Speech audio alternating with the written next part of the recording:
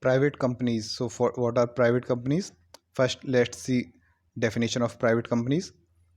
Section 2, clause 68 of Companies Act 2013 says that a company which has minimum paid up capital of 1 lakh rupees or such higher as may be prescribed, okay, that's a private company.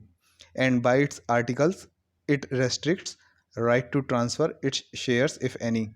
Okay, if it has any shares, then the articles restricts the right to transfer these shares, and it limits the number of members to 200 except in one person company. In one person company there is only one member, and in private company the maximum number of persons they can be 200. One person company is also a type of private company. And the articles also prohibits invitation to public to subscribe any of its shares like any of its securities like shares or debentures. Okay, what are the advantages of private company over public company?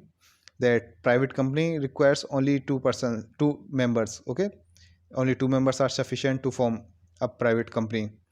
No minimum subscription requirement. In public company there is a requirement, there should be that the minimum subscription should be subscribed, but in private company there is no minimum subscription requirement. They can start allotment irrespective of subscribed share. Public company cannot do allotment until minimum subscription has reached.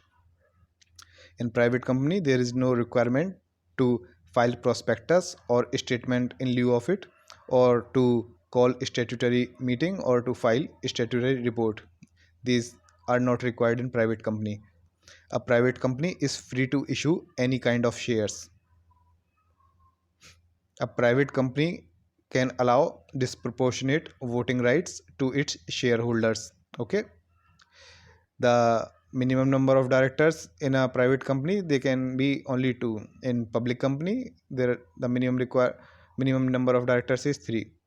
The directors, there is no restriction on their appointment and reappointment. Okay, they need not retire by rotation, and the directors can freely vote regarding contracts in which they have interest. Suppose there is a contract in which a director is having an interest and there is a meeting going on regarding that contract, then the director of a private company can vote in that meeting. Okay, it doesn't happen in public company. The director cannot vote in that meeting which is regarding a contract in which the director is having an interest. The profit loss account copies of a private company are not open to inspection by non-members, while in a public company these copies are public, anyone can see them. What are the disadvantages of a private company? A private company cannot issue share warrants which are payable to bearer. Okay, a public company can issue share warrants which are payable to bearer. The private company cannot do it. A private company should file with registrar. It should file with registrar the annual list of members, the summary for share debenture subscription, and the certificate that no invitation to public since last return. All these have to be submitted to the registrar by a private company.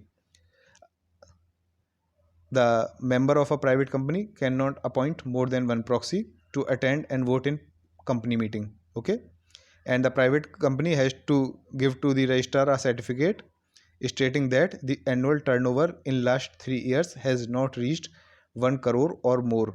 Okay, and also a certificate to state that they do not hold 25% or more paid up share capital in any public company.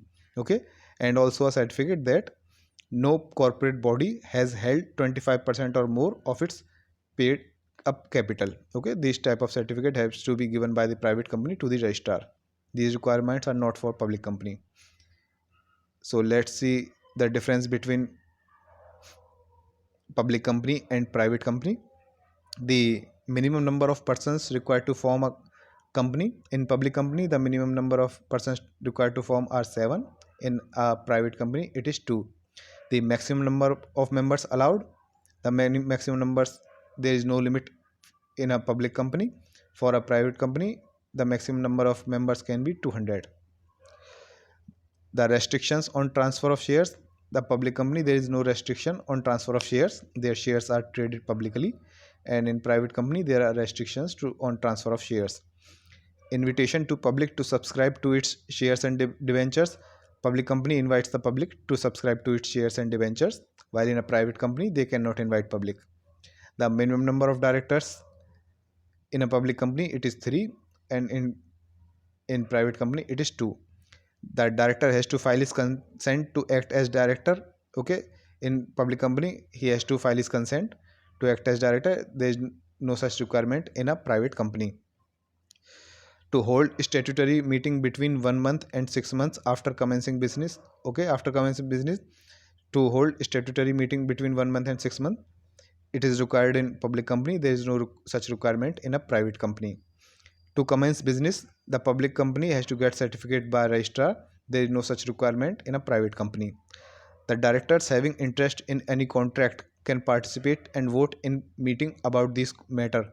Okay, if there is a meeting about any contract in which the director is having interest, he cannot take part or vote in the meeting in a public company. He can take part and vote in a private company. Okay, add word after name, like if there is a public company it has to add limited after the name. In case of private company it has to add private limited. Suppose there is a company XYZ, if it is a public company it has to write its name as XYZ limited, and suppose if it is a private company it has to write XYZ private limited. Okay, so these were what is a private company, what are its advantages over a public company, what are its disadvantages over a public company, what is the difference between public company and a private company. Okay, we have covered all these. If you want this PDF for revision purposes, then you can get the link from the description box or comment box. Next topic we will do is formation or incorporation of a company in next video.